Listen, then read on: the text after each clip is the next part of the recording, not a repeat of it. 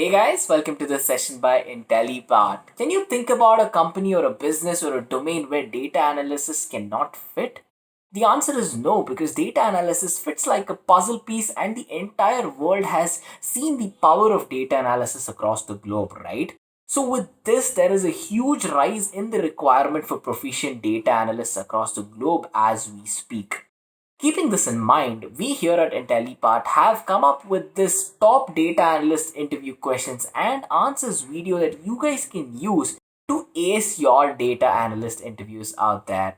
So before we begin with this session, make sure to hit that subscribe button and that bell icon so that you'll never miss any updates from us. So coming to the agenda of this top data analyst interview questions and answers set, we'll be discussing a lot about the roles and responsibilities of a data analyst, what tools he or she uses, what's the role of these tools, a lot of statistics, mathematical concepts, a lot of algorithms, and many other techniques that involve a complete expertise in data analysis as well. So use this as a guide to understand how you can approach these questions effectively and how best you can answer them too. Well, guys, let's get started. Coming to the first question on these top data analysis interview questions, it is what are the key differences between data analysis and data mining? Well, data analysis involves the procedure of actually cleaning the data, organizing the data, first procuring it before doing all of these, and of course at the end of it driving meaningful insights out of it. But data mining is a very different concept, because in data mining we are very much concerned about finding patterns in the data, finding hidden patterns, and to see how better we can use these hidden patterns to drive insights. Well, data analysis can also be compared to data mining up to one certain extent, but then the procedures that goes into working of data mining is pretty different. Now, data analysis is actually used to produce results which will have a larger impact on the audience, let's say in general, when you directly compare it to data mining. So these two, form to be very vital differences that lie in between data analysis and data mining. Coming to question number 2, it says, what is data validation?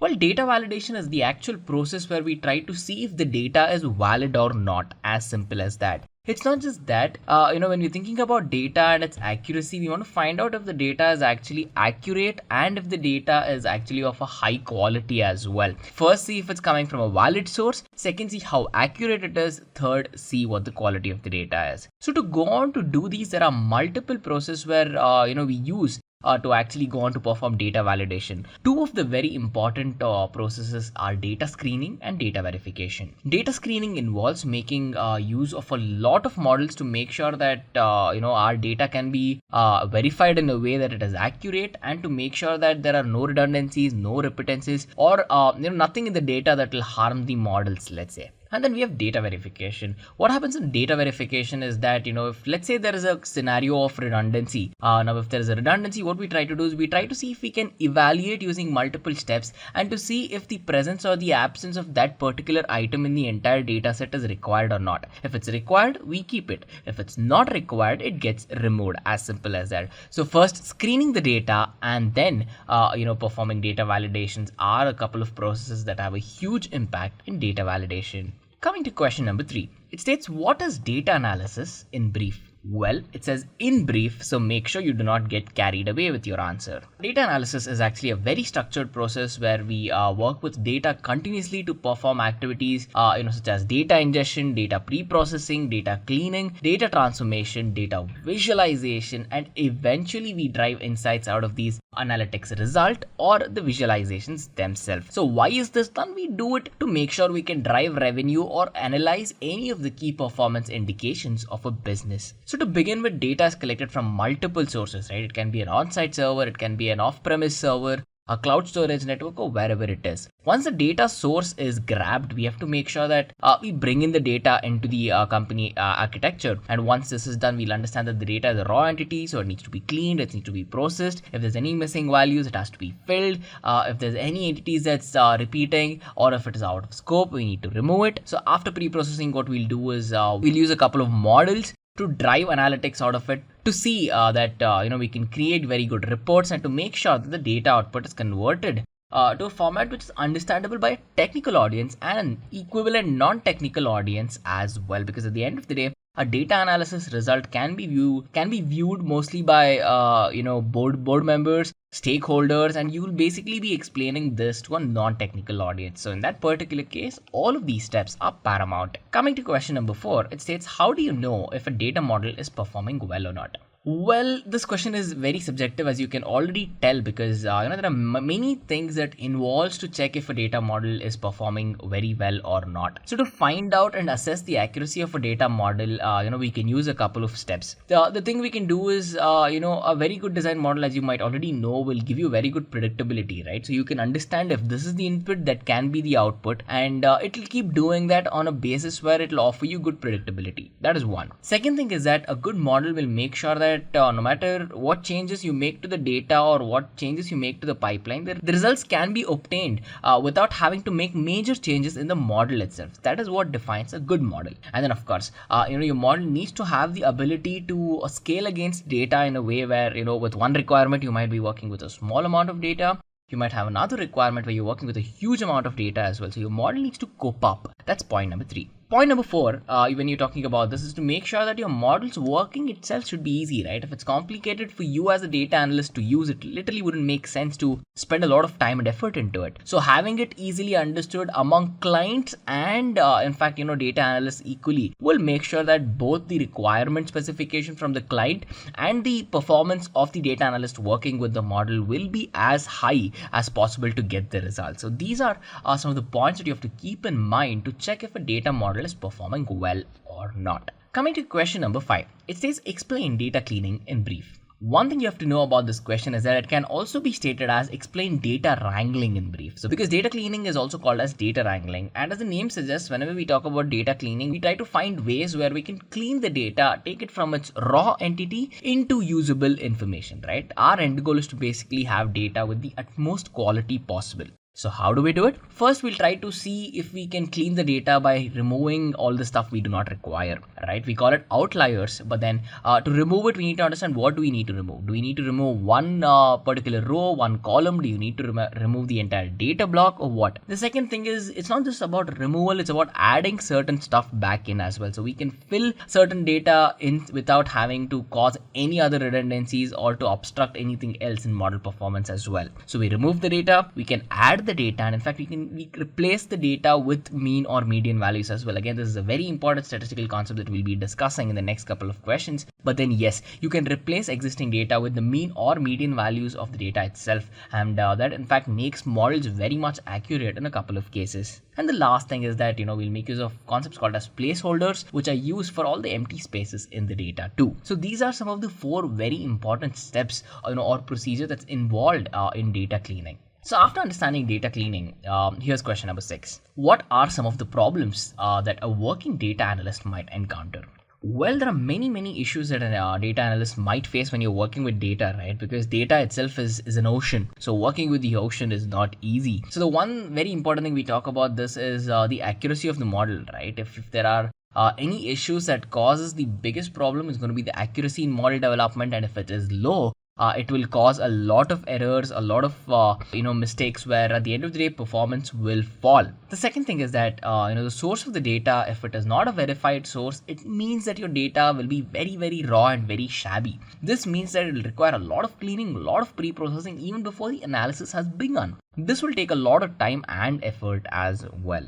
And the third thing is, whenever you're extracting data from multiple sources, or let's say, you're merging data from multiple sources, right? So this will cause, again, a lot of redundancies with respect to data, and it is very vital that these redundancies are taken care of. So when you're thinking about all these steps, right, it is very vital they go hand in hand, because if you miss one of these steps with data ingestion or data cleaning, the rest of your model will come tumbling down. So, these are some of the major problems that the data analysts face in a production environment. Moving on to question number 7, it states, what is data profiling? Well, data profiling, as the name suggests, is a methodology that we make use of to make sure that we have the right steps in place to analyze all of the entries that are present in our data. So it's not just taking a quick overview of what data is present, but rather taking an in-depth look. So what we're trying to do with data profiling is to make sure that we have the ability to see the data in a very high accuracy way, and to make sure that we understand the data better, right? So what are the data types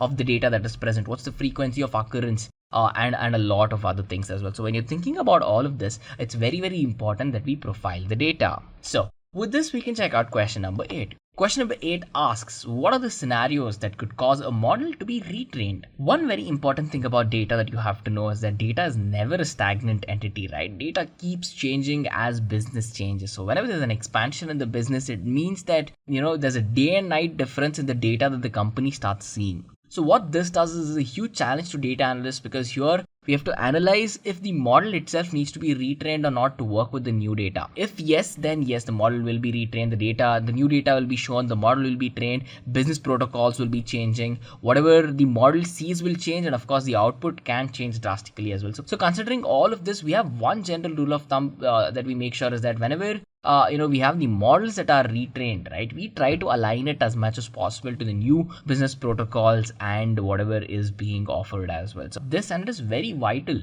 to understand the scenarios that happen to cause a model to be retrained as well.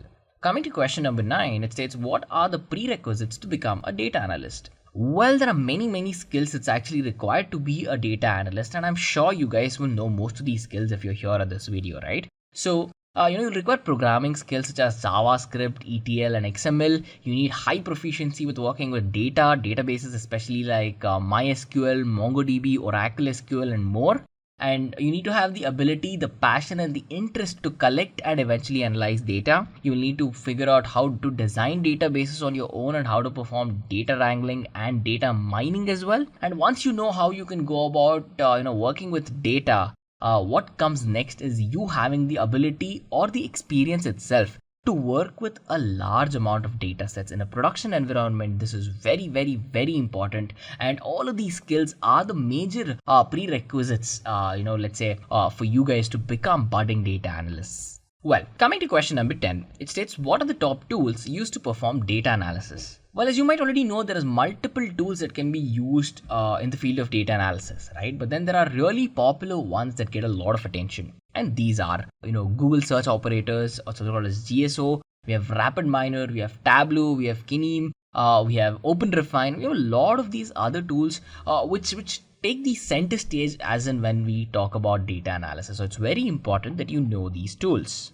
Question number 11. It says, what is an outlier? Well, an outlier is basically a value in a data set that we consider to be very much away from the mean of the data, because in two ways it will hurt the data, because an outlier can cause model accuracy to fall a lot, and of course at the end of the day, if it's outside whatever we call the normal zone or the useful zone in the data or the inliers, right, what it does is it is redundant, right? So when you're thinking about small amounts of data, it's probably okay, but then when you have large data sets, if it can swing the model accuracy around, big no. The second thing is storage as well. Storage is not really cheap, and when you're thinking about all of these, it's very vital to know what outlier is and how to remove them as well. But then there are two types of outliers you have to know about. One is univariate outliers and then multivariate outliers, and they speak, the names speak for themselves as well, right? Well, so moving on to question number 12, it states, how can we deal with problems that arise when the data flows in from a variety of sources? Well, when your data is coming from a variety of sources, it will come with a variety of problems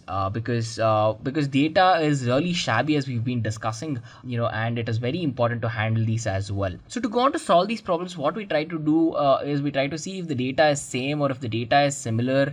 Which might cause redundancy, and if it is similar, of course, we can merge it into a single record and reduce the redundancy. We can restructure the entire schema where we are trying to make sure there's good schema integration with the data, and at the end of it, no matter how much cleaning you do, no matter how much pre-processing you do, and how much time you take to do all of these, there will be an entry in a large data set, or there'll be a couple of entries, in fact, that will be hurting model accuracy if you're not careful. So these are some of the problems that arise and how we can deal with them as well. Coming to question number 13, it says, what are some of the popular tools that are used in big data? There's many tools in big data, and again there are some of these tools which come to the back of the head as soon as we think about big data. So a couple of these tools are Hadoop, we have Spark, we have Scala, we have Hive, we have Flume, Mahout, and as you can see, there's a pattern that exists, right? All of these tools are by Apache. Apache is an open source foundation, and they've been contributing a lot to the world of big data, and it is very important that either you have the experience using these tools or you know what each of these tools do as well. That brings us to the 14th question that states, what is the use of a pivot table?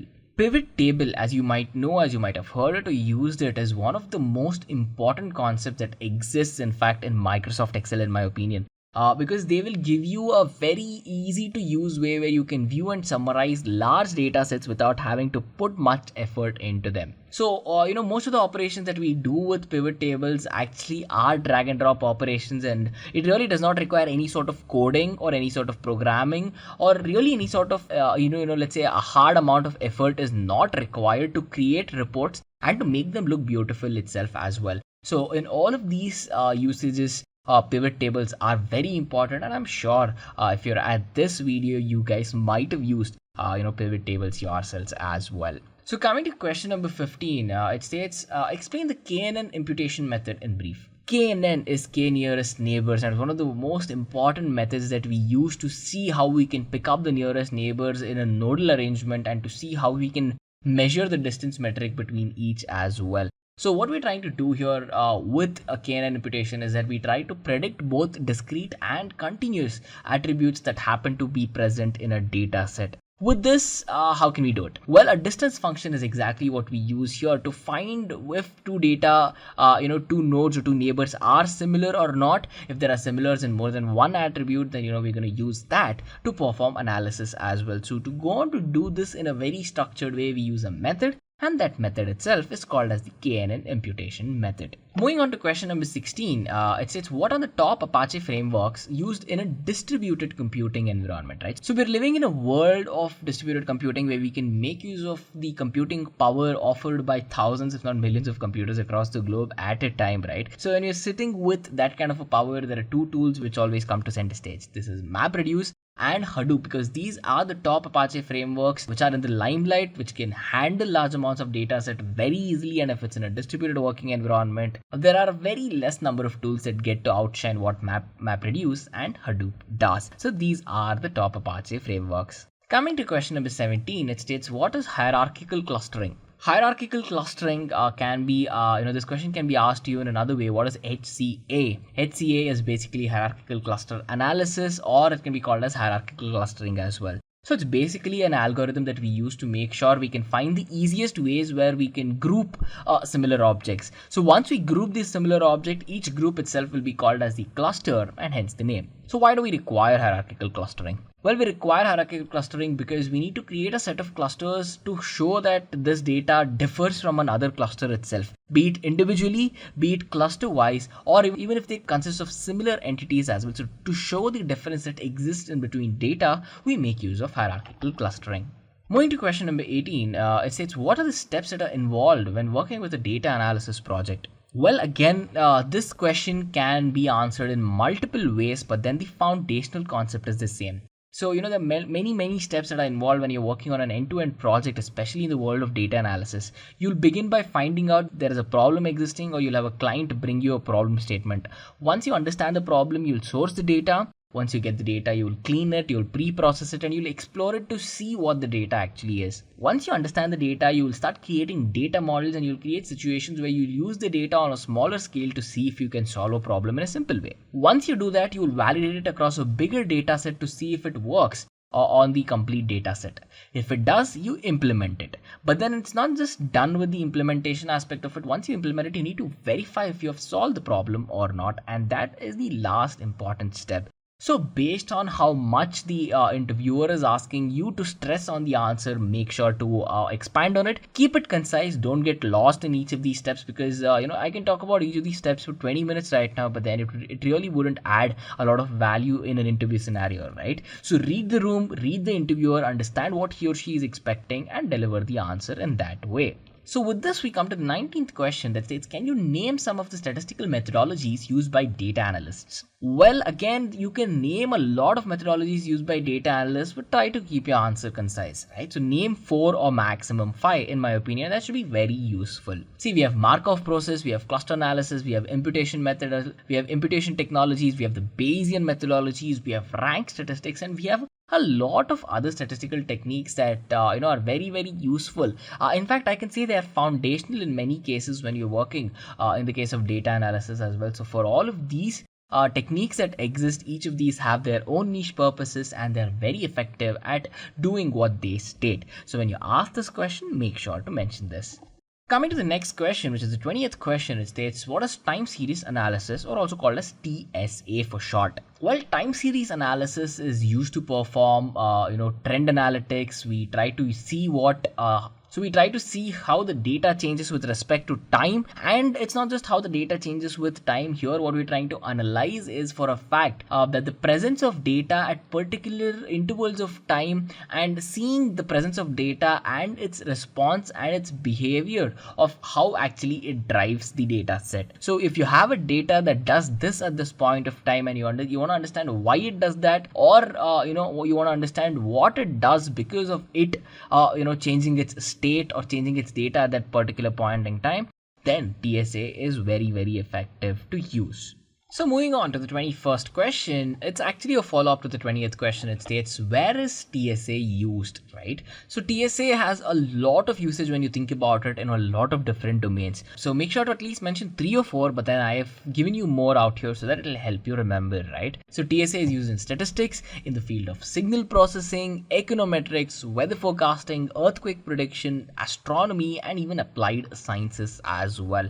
There's a very good chance the interviewer will not ask you how it is used, but probably give you a situation and ask you to think about it and tell if you can provide a solution there as well. But then these are some of the most important places where time series analysis adds a lot of value. So when you ask this question, make sure to mention this. Moving to question number 22, it states, what are some of the properties of clustering algorithms, right? Well, clustering algorithm, whenever you have it implemented, will have a lot of properties, but then these are the main ones. So you have the flat or the hierarchical property, it can be iterative, it's going to be disjunctive, and a lot more. So when you're thinking about clustering algorithms, do talk about how these foundational concepts of it being flat or hierarchical, it being iterative to make sure that you arrive at the solution, or it being disjunctive, which definitely defines how clustering algorithms work effectively to split out data into clusters and make use of it as well. Coming on to question number 23, it states, what is collaborative filtering? Well, collaborative filtering is a very important concept. It's an algorithm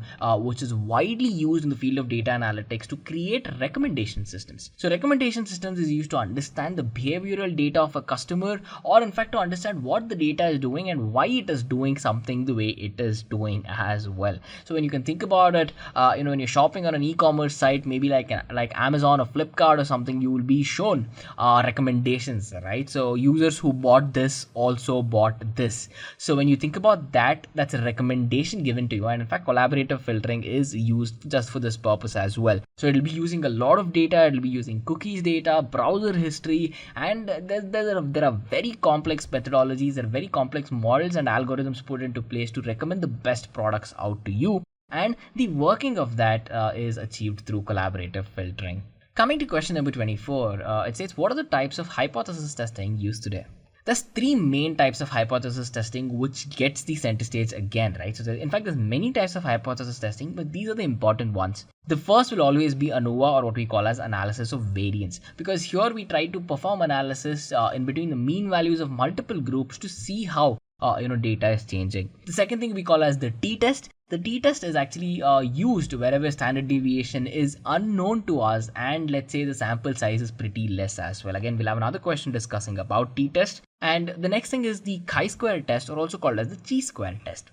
You can pronounce it both ways. So what we do with the chi-square test is that we try to use hypothesis testing here to find if there is a requirement, find what's the association of the categorical variables in a sample, and to see how best we can arrive at the goal of our model as well. So when you're thinking about hypothesis testing, make sure to talk about 3 or let's say even 4 types of testing, and quickly briefly talk about what they do as well. Coming to question number 25, it says, what are some of the data validation methodologies used in data analysis? Well, there's many data validation techniques as we've been discussing for a while now, and these 4 are very important. The first thing is field level validation. Field level validation is we try to validate every single field where data is present to make sure that there is no errors, let's say because a user might have entered it wrong, and any other redundancy which would have caused the wrong data to be in the wrong place as well.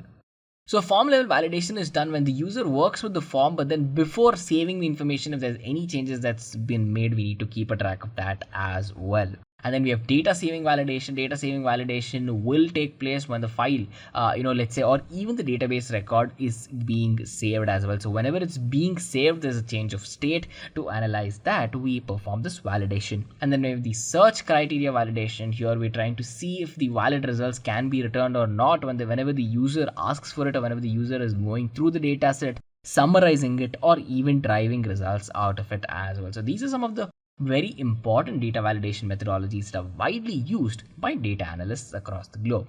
Coming to question number 26, it states, what is k-means algorithm? K-means algorithm is a very popular algorithm that we use to cluster data into multiple data sets, or in fact cluster data into multiple clusters as well. So each of these clusters will consist of similar data, and the name k-means comes comes from k actually being the number of clusters that we required. If k is equal to 5, it means that our k-means algorithm is going to divide the data set into 5 different clusters. So to use this, you will require a good amount of experience. It's very simple to use though, but then to achieve really effective results, it requires experience to work with k-means, and of course to know how many clusters you want. And since you'll be working with the data which is unsupervised in nature, you will not have any sort of labels that guide and show what the data is as well. So working with k-means can get finicky at times, but then it's really fun and it's really effective too. Coming to question number 27, it states, what is the difference between the concepts of recall and true positive rate? Well, this is a very tricky question. I'll tell you why. Because recall and true positive rates are literally the same thing. So recall and true positive rates are exactly the same. And whenever we try to think about the formula of either recall or true positive rate, right, it's basically true positive divided by the true positive value and the probability of the false negative value too. So it's TP divided by TP plus FN. It's the actual formula for recall. It's a very simple question with a very straightforward answer. Coming to question number 28, it says, what are the ideal situations in which a t-test or a z-test can be used? We have one very simple practice that we follow that's become standardized in fact right now. A t-test will be used if your sample size is less than 30, and a z-test will be used if your sample size exceeds 30 in many cases. So a pretty neat trick to remember this is that t is less than z, so t can be used whenever you use a sample size less than 30. Z is at the end of the alphabet spectrum, and it means that your data is exceeding certain cases, right? So that's a pretty simple way in case if you have not had any experiences working with z-test and the t-test as well. Coming to the 29th question, it states, why is naive bias called as naive? Well, whenever we think about naive bias, right, we don't know why it might be called naive, because this is a very tricky question. It gets asked a lot just to see if you actually know the answer or not. Well, it's called naive because it actually makes the general assumptions that everything present in your data is important and it is independent of each other. Thinking this always as a human being, it can be naive because your data is different. It is sometimes dependent on each other. It will not always be independent. Not all the data is important as well, right? So to know all of this, your model will not understand that. It will just say everything is important and everything is independent. So this is not true. It will not hold in a real world scenario, and that is the reason we call naive bias as naive bias. Coming to the 30th question, it states, what is the simple difference between standardized and unstandardized coefficients? As the name suggests, whenever we talk about standardized coefficients, we're trying to interpret all the results based on the standard deviation values. When it's unstandardized, it means that we're trying to use the actual value of the data rather than the standard deviation results. So if you're considering the standard deviation values, it's the standardized coefficients. If you're considering the actual data that is present and not the standard deviation value, then it's unstandardized. Pretty simple question, pretty straightforward answer. Coming to the 31st question, it says, how are outliers detected, right? There are many methodologies that we make use of whenever we are detecting outliers. It is very important to remove them in most of the cases. But then, out of all these methods that exist, we have two very important methods. One's the standard deviation method. The other one is the box plot method. In the standard deviation method, what we try to do is the value itself will actually be considered as an outlier if the value is either lower or higher than 3 standard deviations from the mean value. So we'll find the mean value, you'll get to know the standard deviation. If the value is 3 times higher or lower than the standard deviation value, it means that it deviates too much from the data and that it is an outlier. And then we have the box plot model. Box plot model is the most popular way of how you can find out outliers, because here we try to find the interquartile range, or what we call as the IQR. And if your data is to be considered as an outlier, it means it has to be either 1.5 times more or 1.5 times less than the mean in the interquartile range. If that's the case, then of course your data is considered as an outlier. Coming to question number 32, which states, why is KNN preferred when determining missing numbers in data? KNN, as we've already discussed, it's called K nearest neighbors algorithm. It's a very famous one that's used a lot, and we now know why it's called that. But why is it used when you're determining missing numbers? It's because it has the capability to, approximate a value based on other values that are present very close to it as well. It can easily approximate these values, and hence it finds a very important place in the world of determining missing numbers present in our data as well. So coming to question number 33, it states, how can one handle suspicious or missing data in a dataset while performing analysis?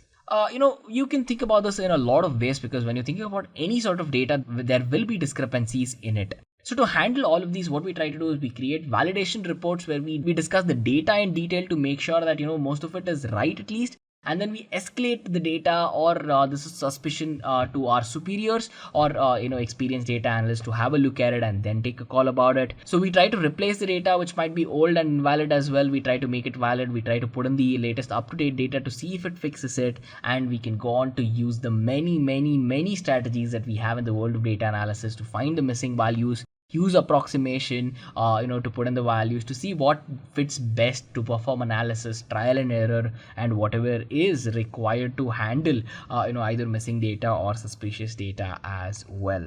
Coming to the 34th question, it states, what is the simple difference between PCA and FA? PCA stands for Principal Component Analysis and FA stands for Factor Analysis. Among all the many differences that lie in between them, one major difference between principal component analysis and the factor analysis is the fact that factor analysis is actually used to specify and work with variance that exists in between the variables, right? So whenever we're working with the major difference, what we're trying to do with PCA is we're trying to use the variance that exists in between variables, but then with PCA, it's a little different. With PCA, what we try to do is we try to explain the covariance that exists between the components. So factor analysis deals with variance, principal component analysis deals with covariance. This is probably the biggest difference that lies in between principal component analysis and factor analysis. Now, moving on to the 35th question, it says, how is it beneficial to make use of version controlling? Version controlling is very important, and it provides you a lot of advantages, right? One thing is that it will give you a structured pipeline where you can compare all the files, identify a lot of differences, merge if any changes are done in a very structured and a convenient way where you can track it as well.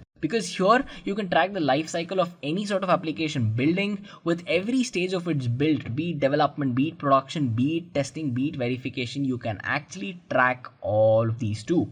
And then when you're thinking about how it will bring together a good way to establish, let's say a collaborative work culture in the company, then yes, a version controlling system will do just that. And then when you're thinking about making sure that with every release of your version, the security of your code, the safety of it, the variety of it, and the veracity of it as well, right? So to keep it secure, keep it safe, a version controlling system will definitely help. Coming to the 36th question, it states, what are the future trends in data analysis? Well, if you ask this question, what the interviewer here is trying to do is he or she is trying to assess your grip on the subject and how much research have you actually done into the future of data analysis, right? So to answer this, make sure you can state good number of facts and respective validation for those facts, of course, for all the sources that you have used. To add a lot of positivity to your candidature, because at the end of the day, they're trying to understand how in-depth experience you might have in data analysis, or how in depth of a passion do you have for data analysis as well.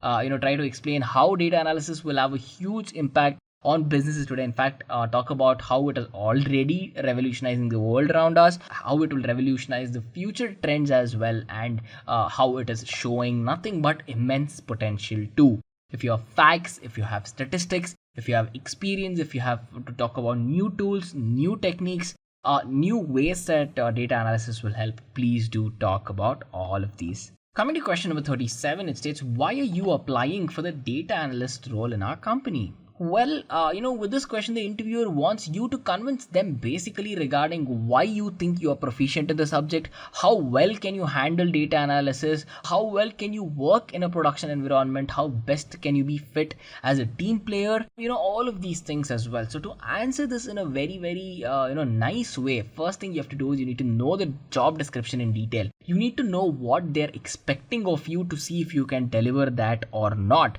Because once you understand the details of what the company does, what the job description is, what your team does, where you will be fit into the organization, you will of course find the best way to understand why you need to do it. You might have a passion for data analyst, you might have a genuine interest to build your career there.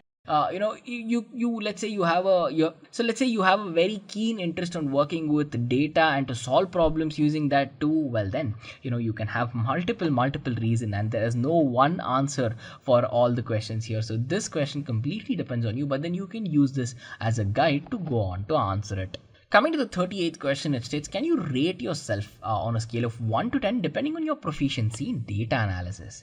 This is another question the interviewer will usually ask to see how confident you are when you're sitting at the interview, how much you know about the subject, and how spontaneous can you be whenever you ask questions, right? So one very important thing that you need to understand here is that answer it honestly. Do not be over optimistic, right? So if you think you on a scale of 1 to 10 you are at a 7, please make sure not to say 9, 9.5 or 10, because if you're answering it that way, then you might be asked very, very difficult questions or advanced questions which might be over the scope of your expertise, which might put the wrong image into the interviewer's head, and you might lose out on the candidature as well. So to be as honest as possible, talk about what you've done and talk about why you rate yourself at that particular scale as well. Coming to question number 39, it states, has your college degree helped you with data analysis anyway? Well, talk about the latest program that you completed in college, right? So firstly start your answer with this. Talk about if your college actually helped you with data analysis anyway. Don't say no if you haven't had any experiences there, because see, if you are in fact enrolled in a college degree, you will have access to a lot of data that in fact you could have used to perform data analysis as well. So talk about if you've been keen to do it, if you have done anything to the data, anything with respect to data analysis in the past, or let's say if you have not done any of these, right? Talk about the experience that the entire college degree program gave you and how you think it built you in a way where you can be a good fit into data analysis, into the entire field and the organization that you're applying as far as well. So talk about how it molded you into being the data analyst enthusiast that you are today. Coming to the 40th question, it states, what is your plan after joining for this data analyst role?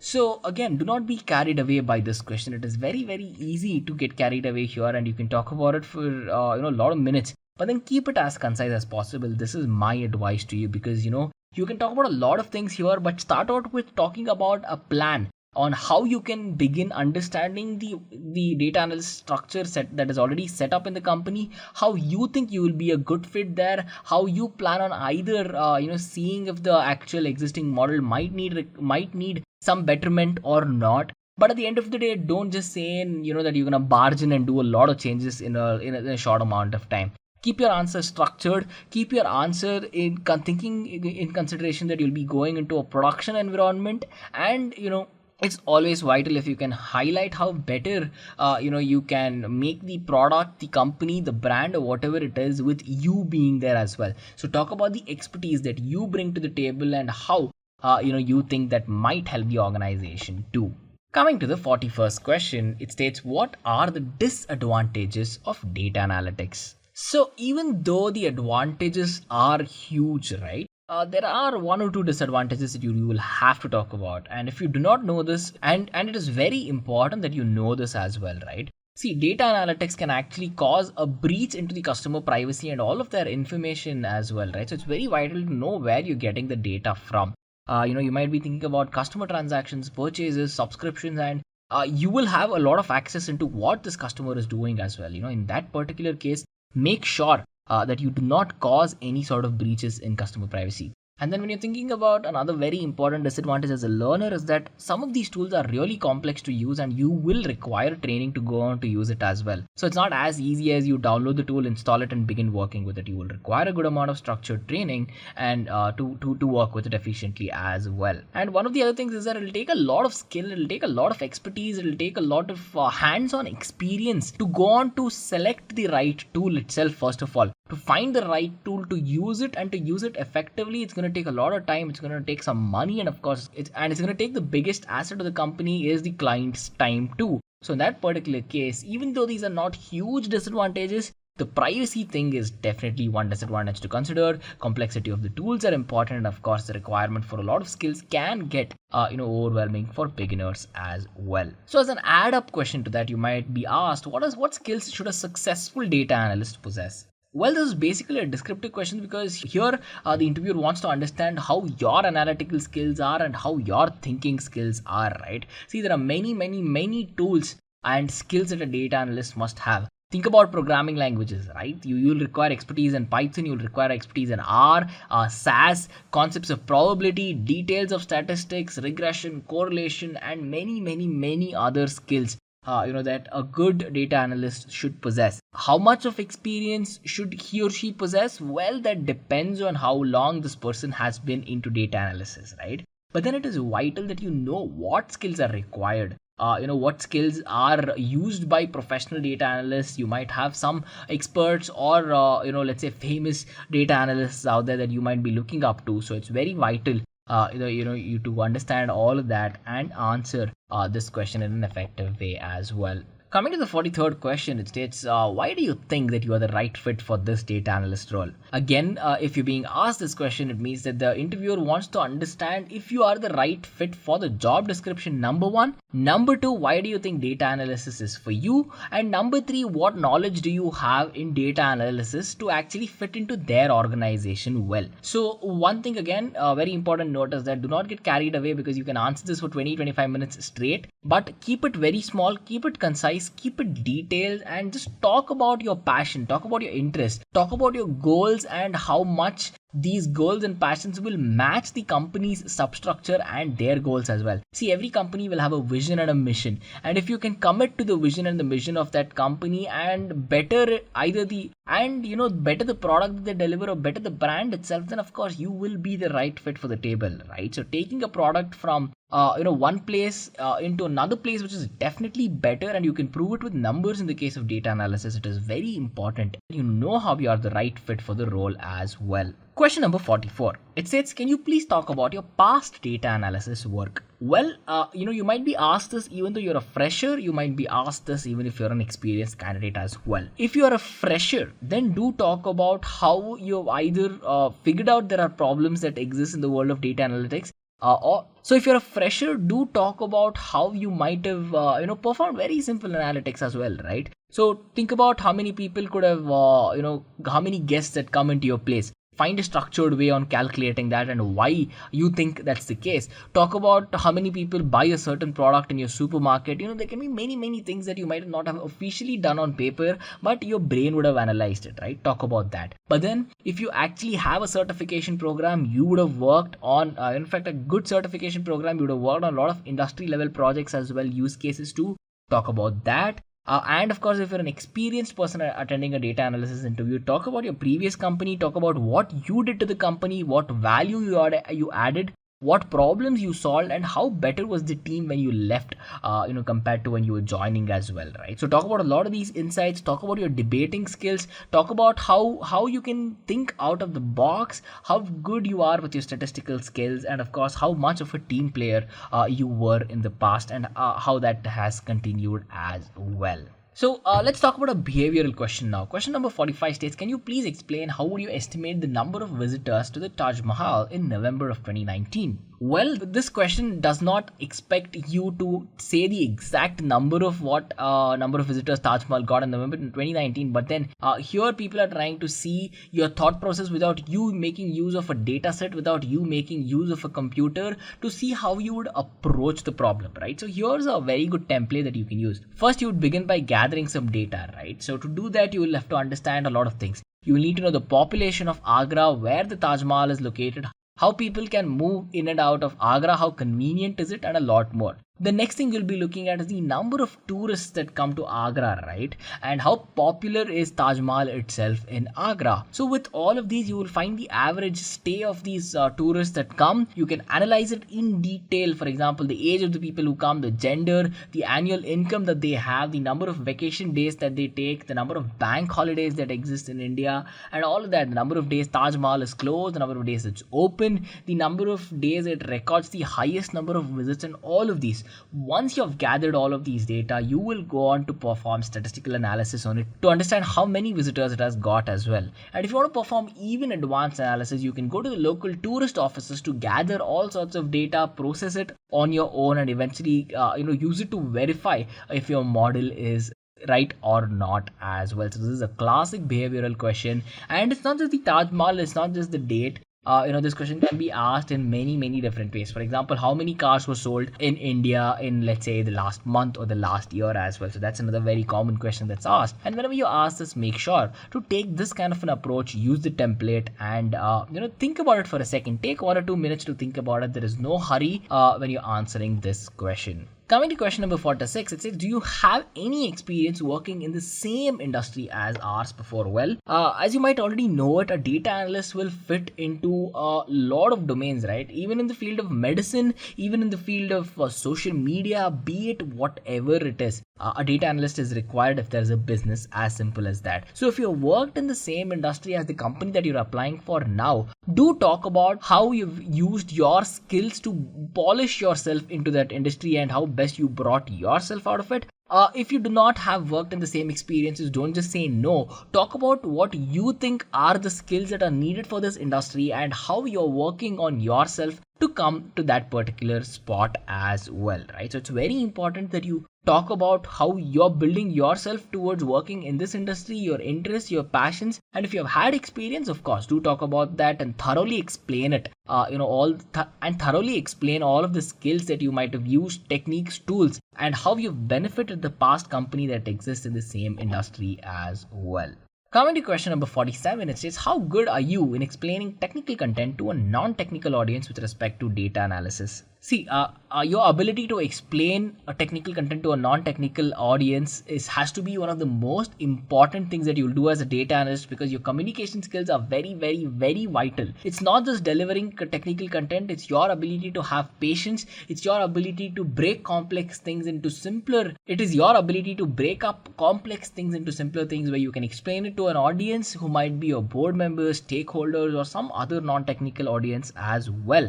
So if you've had any experiences of situations where you had to explain technical concepts and break it down to a non-technical audience, make sure to talk about that. Talk about how well versed you are, how effective that you have been in delivering content before as well. So this question again is a question where I cannot give you one answer for each and every one of you, but then you yourself give it a thought for 15-20 minutes and you will get the best way on how you can answer it. Coming to question number 48, it says, what tools do you prefer to use in various phases of development? Again, this is a question that's asked to check what all the tools that you have used, how you have used it, and how best do you think a tool will fit into that particular task as well. So if you have used any or all of the tools that's involved in data analysis, talk about it. Talk about how comfortable you were in using these tools and talk about how they're popular as well. See, some of the tools that we discussed in the questions are very popular, right? Talk about how they are popular and why they are popular too. So this will add a lot of value to your candidature.